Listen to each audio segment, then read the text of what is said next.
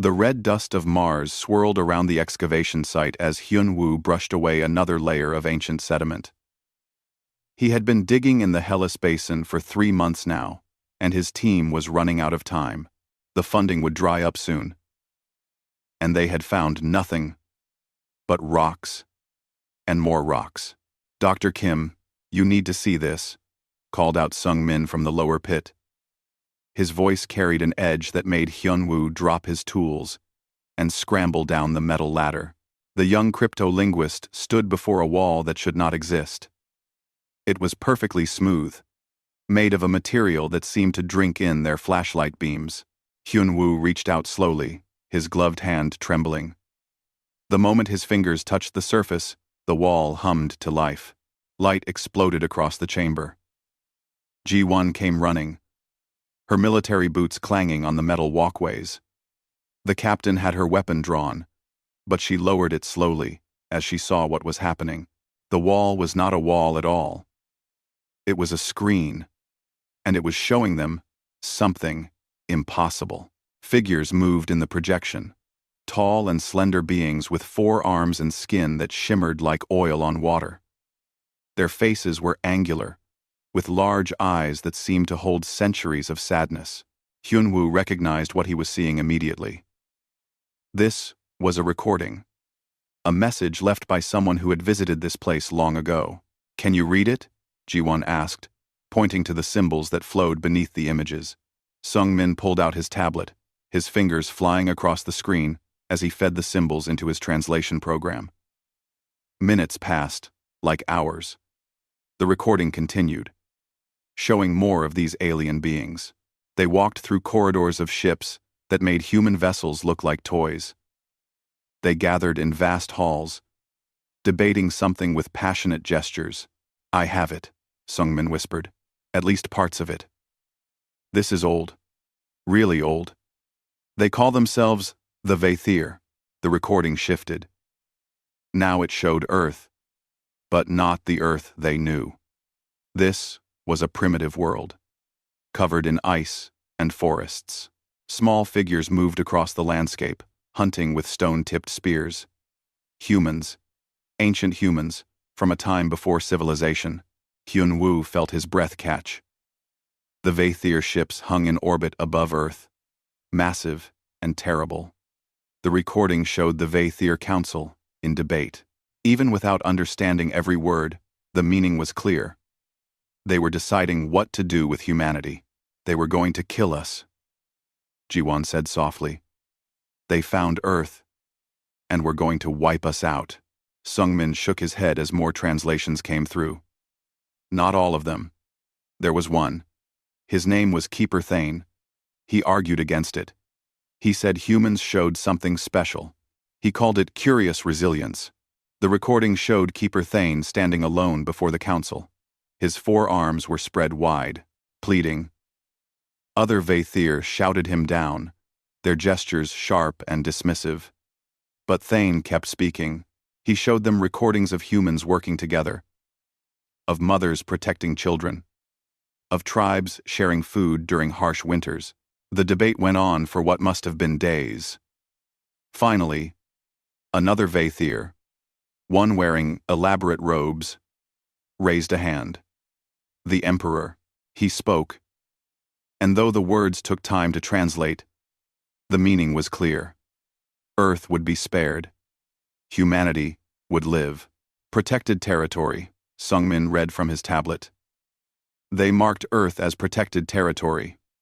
No Vaethir ship was to approach it again, but the recording was not finished.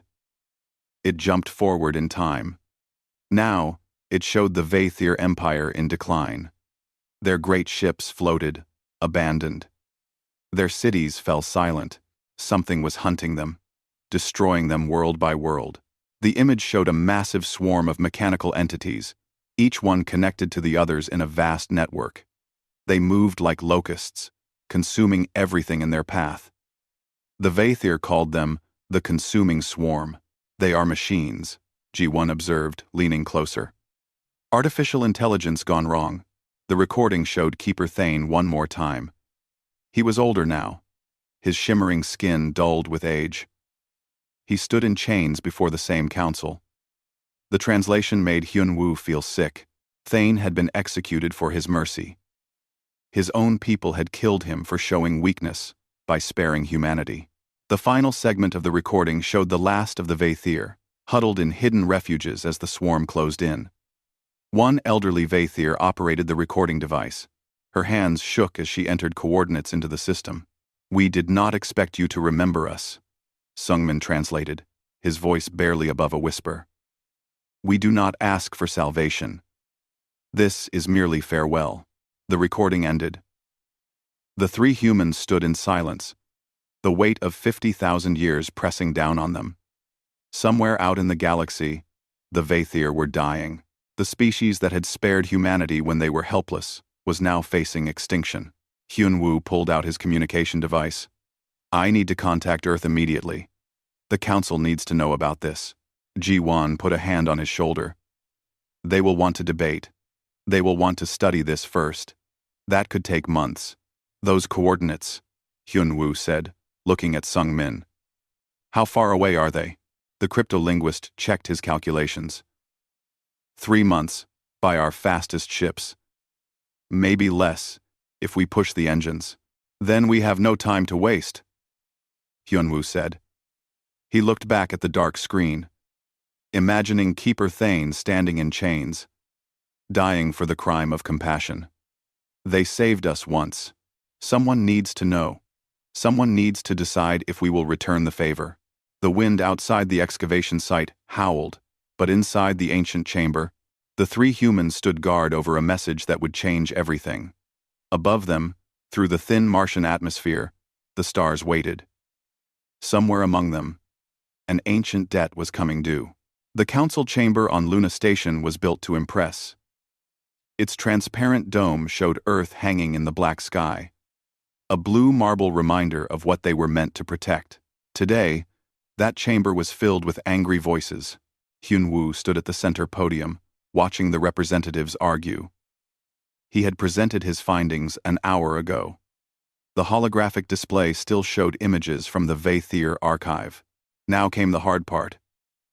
Now came the decision. This is madness. General Bo-Ra slammed her fist on the table. We are being asked to risk humanity for aliens we have never met. Aliens who are already dead, for all we know. Ambassador Young-soo rose from his seat. The old diplomat moved slowly, but his voice carried power. They are not dead yet. The archive was left as a memorial, yes, but those coordinates suggest survivors. If there is even a chance that the Vaethir live, we have a moral obligation to investigate.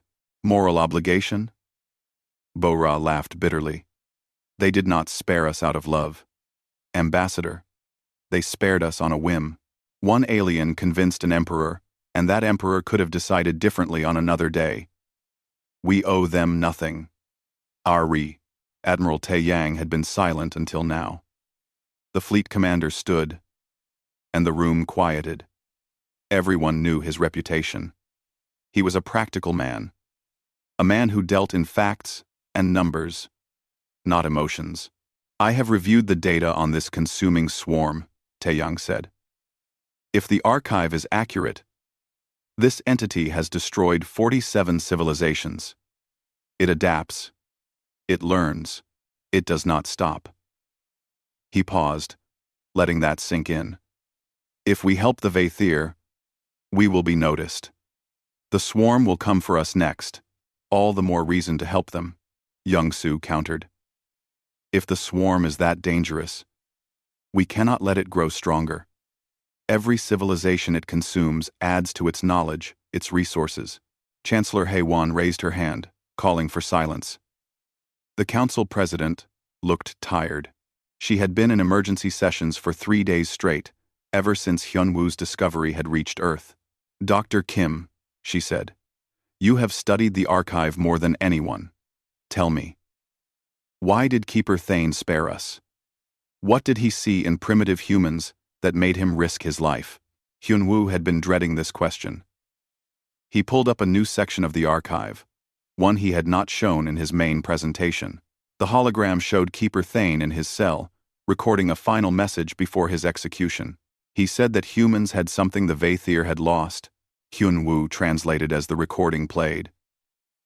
He called it the memory of struggle. He said we fought for every meal, every shelter, every tomorrow. We knew the value of survival because we had to earn it every single day. The recording showed Thane's execution. It was quick, but it was brutal. Hyun-woo heard several council members gasp. He died for us, Hyun-woo said quietly. He died because he believed we were worth saving. Not because we were powerful or advanced, but because we refused to give up, even when the universe tried to kill us. Bo-ra shook her head.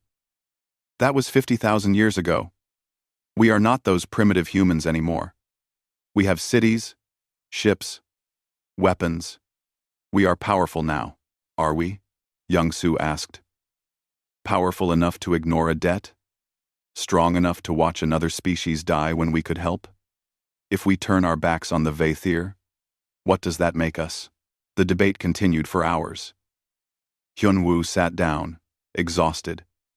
He watched as the representatives argued back and forth. Some spoke of duty. Others spoke of risk. A few spoke of the resources it would take, the ships and soldiers they might lose. Outside the chamber, protests had erupted across human space. News of the Vaethir had spread. Some humans demanded action, holding signs that read, "Pay the debt," and "Remember, Keeper Thane." Others marched against intervention, warning of the dangers of involving humanity in alien wars. During a break, Haewon disappeared. Hyun-woo found her later in one of the observation lounges, staring at Earth. She did not turn when he entered. "My grandmother survived the Third World War," Haewon said softly. "She was in Seoul when the bombs fell. She told me once that the only reason she lived was because a stranger pulled her from the rubble. A stranger who had no reason to help. Who risked their own life in the chaos. Did she ever find out who it was?" Hyun-woo asked. Haewon shook her head. "No. They disappeared into the smoke. She never even saw their face clearly. But she spent the rest of her life trying to be that person for others. Trying to be someone who helps, even when it is hard." "What are you going to vote?" Hyun-woo asked. The Chancellor turned to face him. "I am going to vote for the fleet. Not a war fleet. Not yet. A reconnaissance fleet. To assess the situation and offer asylum to any survivors. We will not abandon the Vaethir without at least trying." The vote came at midnight. The chamber was silent as each representative cast their decision. The holographic tally climbed slowly. Yes. No. Yes. No. The numbers were close. Too close. Finally, the last vote registered. The screen showed the result. 51. In favor. 49. Against. Haewon stood. "The measure passes. Admiral Choi, you will take command of the reconnaissance fleet. Your orders are to reach the Vaethir coordinates, assess the situation, and offer asylum to any survivors. You are explicitly forbidden from engaging the consuming swarm, unless attacked first. Your priority is the safety of your crews and any refugees you recover." Tae-yang saluted. "Understood, Chancellor. We will leave within the week." Bo-ra stood abruptly. "This is a mistake. We are putting our people in danger for aliens who might not even exist anymore. Perhaps," Young-soo said quietly. "But if we do nothing, we are putting our humanity in danger. And that is something we cannot afford to lose." The meeting adjourned. Hyun-woo gathered his materials, preparing to return to Mars. Ji-won approached him. Her expression serious. "I am going with the fleet," she said. "They will need military advisors, people who understand what they might be walking into." "Be careful," Hyun-woo told her. "The archive showed what the swarm can do. They do not negotiate. They do not retreat. They only consume." Ji-won smiled grimly. "Then we better make sure we are not easy to digest." As she walked away, Hyun-woo looked up at Earth through the dome. Somewhere down there, millions of humans went about their lives, unaware that their species had just voted to repay a debt 50,000 years old. He hoped it was the right choice. He hoped Keeper Thane's faith in humanity had not been misplaced. The HSS Keeper's promise emerged from hyperspace at the edge of the Vaethir system. Admiral Tae-Yang stood on the bridge, watching the tactical displays light up with warnings. The system was under siege. "Count them," he ordered. Captain Dong-hyun worked his console, his face growing pale. 16 million swarm units, Admiral. Maybe more. They are everywhere. The view screen showed the horror. The swarm moved through space like a dark cloud. Millions of mechanical entities working in perfect coordination. They surrounded 3 orbital habitats that circled a dying red star. Those habitats were all that remained of the Vaethir civilization. "Sir, we are receiving a transmission," called out Jae-hoon from communications. "It is from the nearest habitat. Audio only. Put it through." Tae-Yang said. The voice that came through the speakers was old and tired. It spoke in a language the translation computers struggled with at first. Then the words became clear. "Unknown vessels. You should not be here. The consuming swarm will notice you. Please leave while you still can." Tae-Yang leaned forward. "This is Admiral Tae-Yang Choi of the United Humanity Fleet. We received your message. We have come to help." Ober. There was a long silence. Then the voice spoke again. And this time it carried something that might have been surprise. "Humanity? The small ones from the protected world? You survived. You grew. You came all this way." "We came to repay a debt," Tae-Yang said simply. "Keeper Thane spared us once. We have not forgotten." Another pause. "You know of Thane. After all this time, you remember. May we approach your habitat? We would like to meet you properly." The voice gave coordinates. Tae-Yang ordered his ship forward, keeping the fleet at a safe distance. The swarm had not attacked yet. They seemed focused on the habitats, slowly tightening their ring of ships. Dr. Sora led the first contact team. She was a xenobiologist, trained for moments like this. But nothing could have prepared her for what she found inside the habitat. The Vaethir were not what she expected. In the ancient recordings, they had seemed powerful and advanced. The beings she met now were fragile and old. They moved slowly through corridors filled with art and books. Their forearms trembled with age. The eldest met them in a chamber filled with growing things. She was ancient even by Vaethir standards. Her shimmering skin faded to a dull gray. She regarded the humans with eyes that held the weight of millennia. "You came," she said softly. "After everything, you came." Sora bowed respectfully. "We came because it was right. Keeper Thane gave us a chance to exist. We would give you the same." The eldest gestured for them to sit. Around them, other Vaethir gathered, watching the humans with curiosity and sadness. "There is something you must understand," the eldest said. "We are not the Vaethir that Thane knew. We changed. We evolved beyond violence, beyond aggression. We thought it was enlightenment." "What do you mean?" Sora asked. The eldest showed them recordings, similar to the archive Hyun-woo had found. They showed the Vaethir at the height of their power, conquering worlds and imposing peace. But their peace came at a cost. They forced other species to change, to become passive and gentle. "We called it uplifting," the eldest explained. "We made entire civilizations peaceful. We removed their capacity for violence. We thought we were saving them. What happened to them?" Sora asked, though she was beginning to suspect the answer. "They died. All of them. Because when new threats came, they could not fight back. And the worst threat came from one of our successes.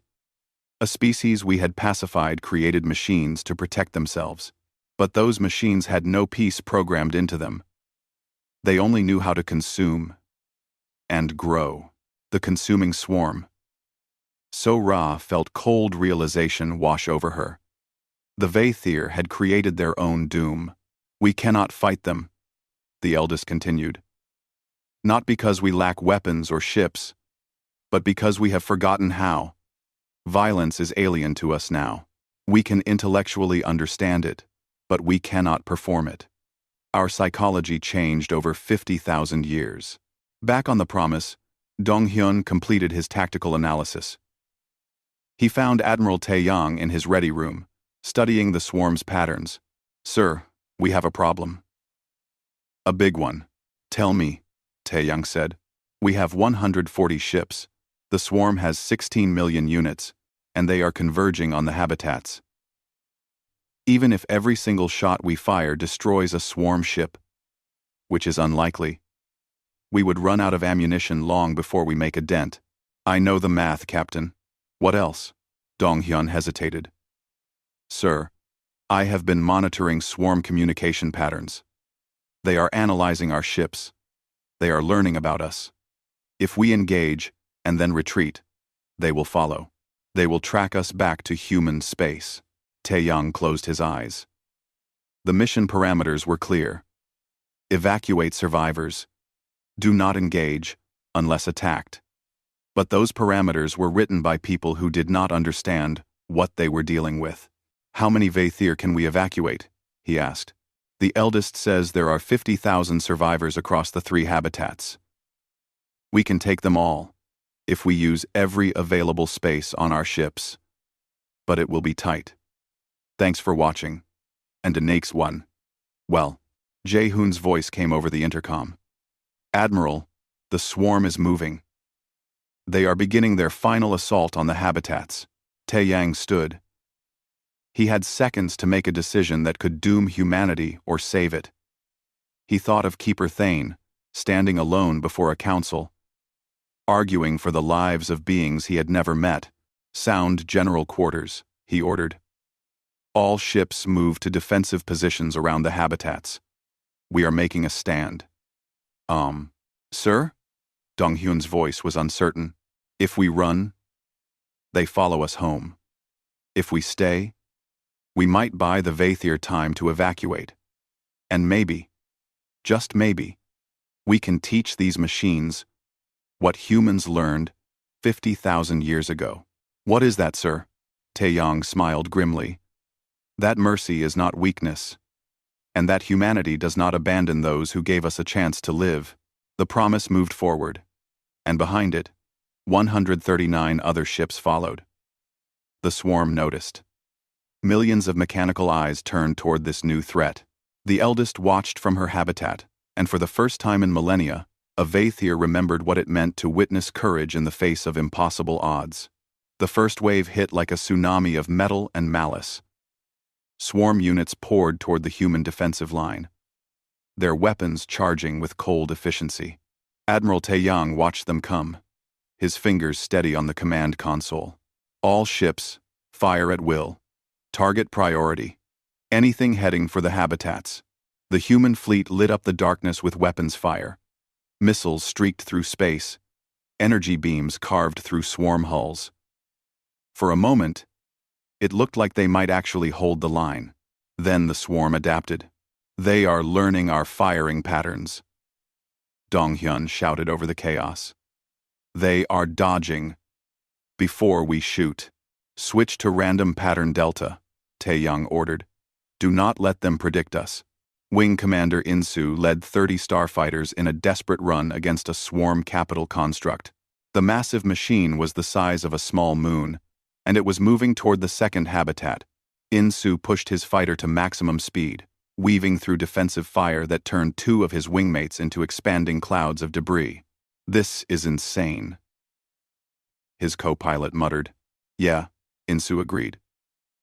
"But when did we ever do anything sane?" He armed every weapon his fighter carried. "All wings, follow my lead. We are going straight down its throat." The fighters dove toward a massive opening in the construct's hull. It was a weapon port, charging for another devastating blast. In-soo did not give it the chance. His fighter screamed into the opening, releasing every missile at point-blank range before pulling up hard. The construct exploded from within. Debris rained across space. In-soo's fighter came out the other side with half its plating torn away, but it was still flying. "Target destroyed," he reported, trying to keep his voice steady. "But we lost 18 fighters doing it." Down in engineering, Chief Mi Young fought a different battle. The Promise was taking hits, and systems were failing faster than her crew could repair them. "Reroute power from the port shields to starboard," she ordered, her hands flying across her console. "Give weapons everything we can spare." "Chief, if we lose those port shields, we are dead," one of her engineers protested. "If we do not destroy more swarm ships, we are dead anyway." "Do it." The Promise shuddered as another hit struck home. Mi Young grabbed onto a support beam to keep from falling.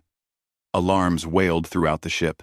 She ignored them, focusing on keeping the vessel alive one more minute. One more second. In the heat of battle, she noticed something.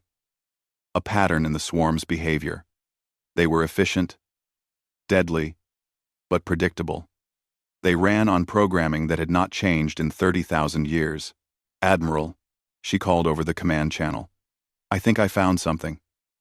The swarm uses optimized attack patterns.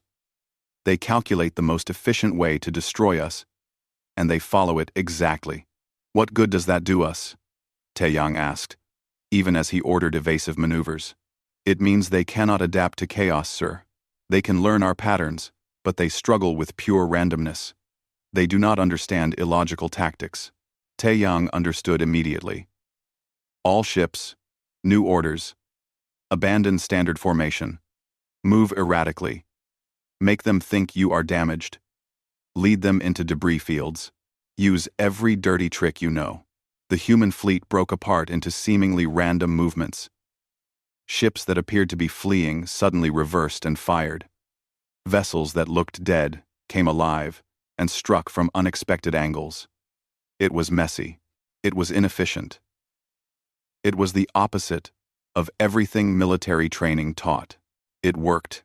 The swarm, designed to fight logical opponents, struggled to predict what the humans would do next. Their efficiency dropped. Human weapons found their marks more often, but the cost was terrible. Ship after ship fell to swarm fire.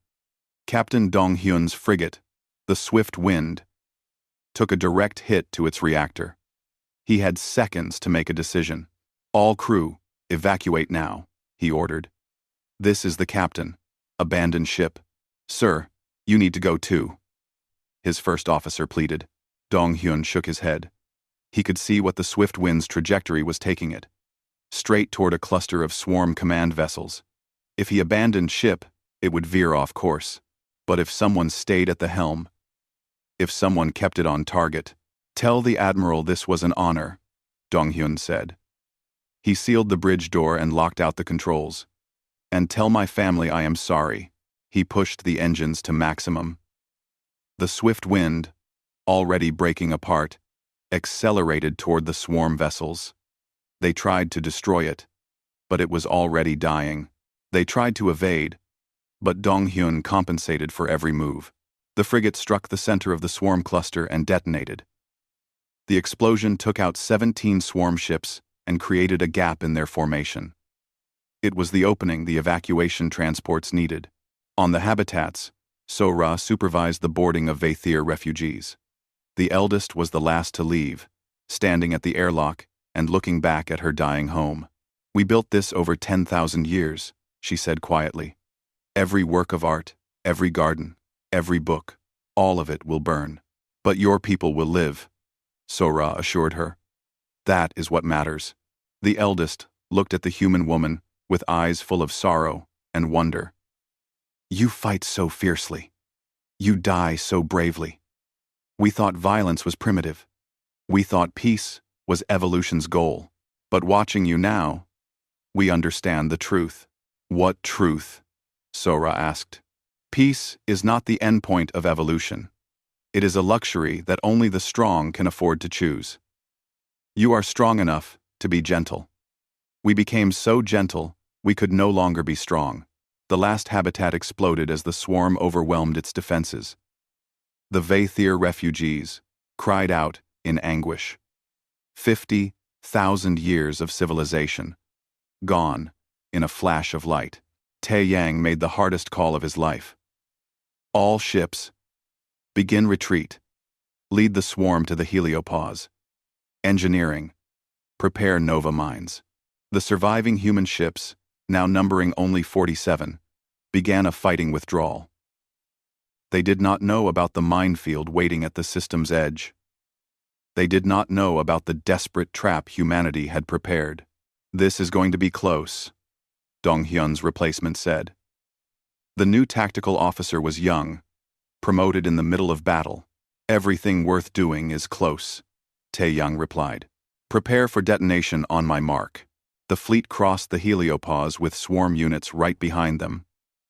Millions of machines, all focused on destroying the humans who dared to interfere. Now, Tae Yang ordered. The Nova mines detonated simultaneously, creating a wall of nuclear fire. The blast was visible from the habitats, a new star being born and dying in seconds. When the light faded, the pursuing swarm fleet was gone. But so were 20 more human ships, caught too close to the blast radius. In the silence that followed, the survivors counted their losses. 93 ships had entered the system. 27 limped out, carrying 50,000 Vaethir refugees and the ghosts of too many dead. The eldest found Tae Yang in the medical bay, being treated for radiation exposure. She said nothing, just placed one of her 4 hands on his. "Thank you," she whispered. Keeper Thane would have been proud. Tae Yang closed his eyes. He thought of Dong Hyun and all the others who would never see home again. He thought of the debt they had paid, written in blood and sacrifice. "We are even now," he said quietly. "Tell your people. Humanity does not forget its debts. But we do not forget our friends either." 20 years had passed since the Battle of Vaethir Prime. Hyun-woo stood in the Museum of First Contact, his back bent with age, his hands steady as he guided a group of school children through the exhibits. The children clustered around him, their eyes wide as they looked at the artifacts recovered from the Vaethir habitats. "Is it true you found the message?" A young boy named Young-jae asked, tugging on Hyun-woo's sleeve. The old archaeologist smiled. "Yes. Right here on Mars, buried beneath where we are standing now. The Vaethir left it as a memorial, never expecting anyone would find it." He led them to the centerpiece of the museum. The original archive crystal sat in a protective field, still functional after 50,000 years. Around it, holographic displays showed the history, the ancient debate. Keeper Thane's execution.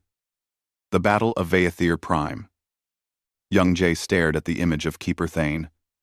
He died for us, but he never met us. How did he know we would be worth saving? He did not know, Hyun-woo said softly. That is what makes mercy meaningful. You give it without knowing what returns. But the universe remembers. Across human space, integration had changed both species. Vaethir refugees brought knowledge of technologies humanity had never imagined. They shared art and philosophy from 50,000 years of civilization.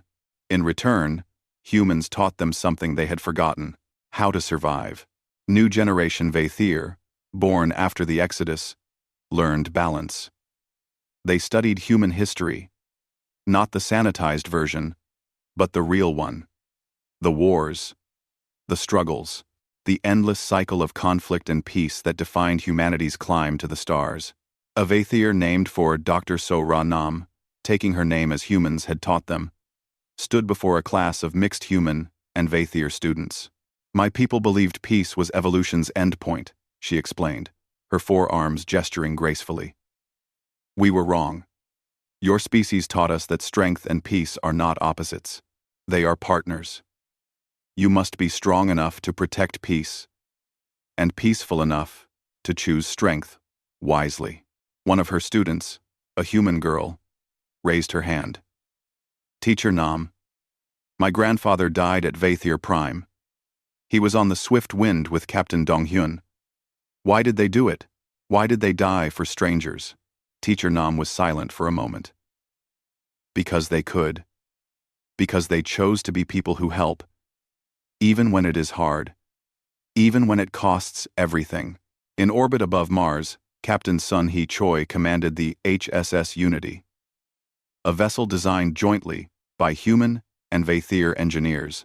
It was beautiful, combining the elegant curves of Vaethir design with the rugged practicality of human construction.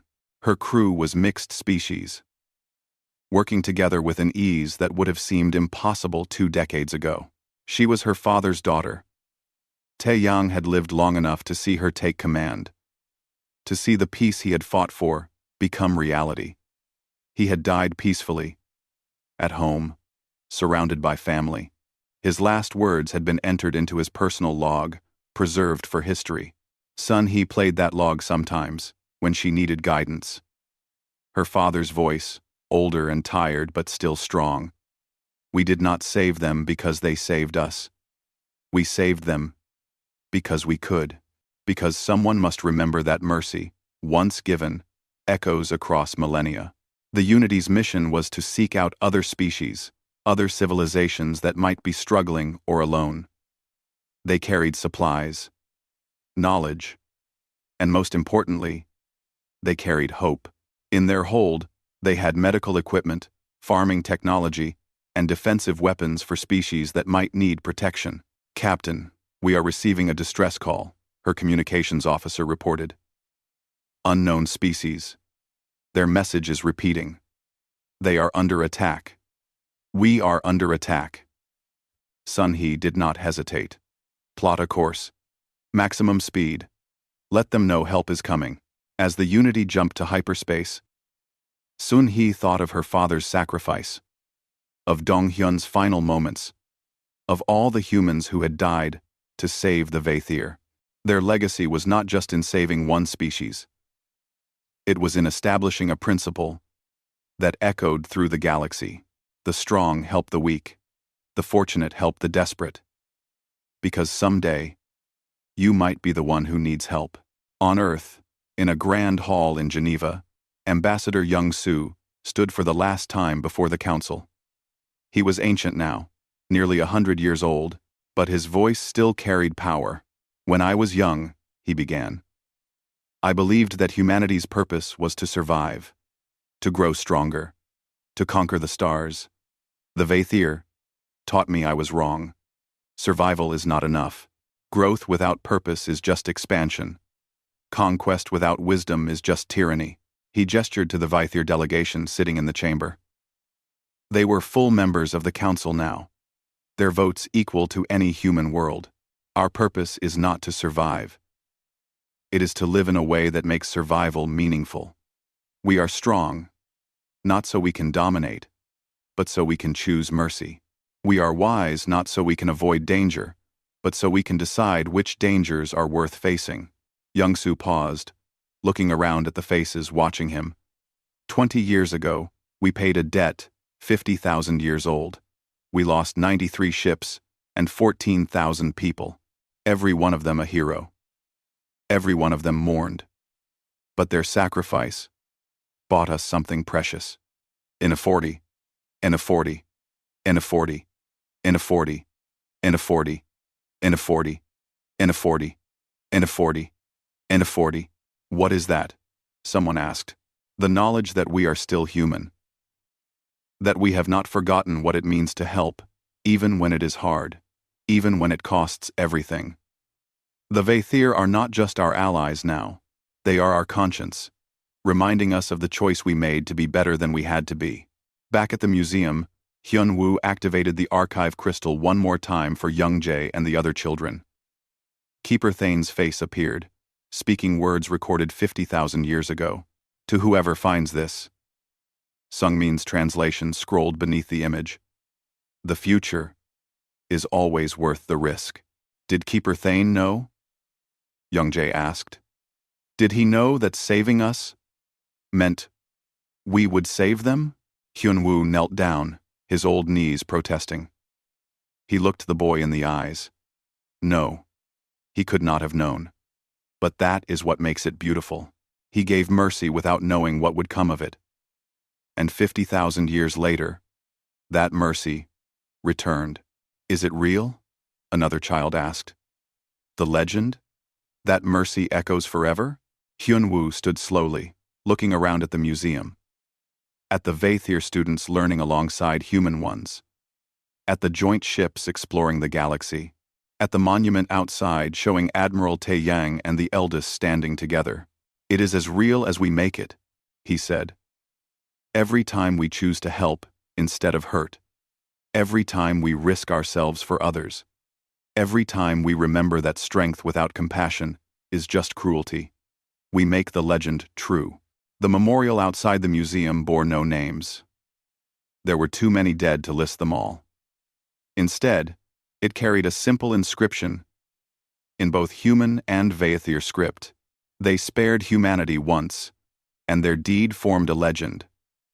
We spared them in turn, and proved legends can be real. May all who come after remember. The universe is cold and dark, but mercy lights it like a star. Young Jae stood before the memorial as the sun set over Mars. He thought about Keeper Thane, dying in chains for showing mercy. He thought about his grandfather's grandfather, whoever they might have been, surviving because of that mercy.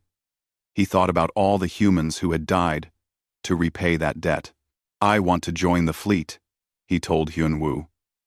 Like Captain Sun-hee. I want to help people. The old archaeologist smiled. Then the legend continues. One more generation, carrying the torch forward. Above them, in the darkening sky, stars began to appear. Each one, a sun. Each sun perhaps holding worlds with people who might need help someday. The universe was vast and full of dangers, but it was also full of mercy, echoing across the millennia, repaid by those who never knew they owed a debt. And that, Hyun-woo thought as he watched the children file out of the museum, was the real legend. Not that humanity was saved once, but that humanity learned the lesson their savior had tried to teach. That mercy given freely comes back in unexpected ways. That the future is always worth the risk. The archive crystal dimmed, but its message, like the legend it had created, would never fade. It would burn in human hearts and Vaethir souls. A reminder that kindness, once shown, never truly dies. It just waits for the right moment to return.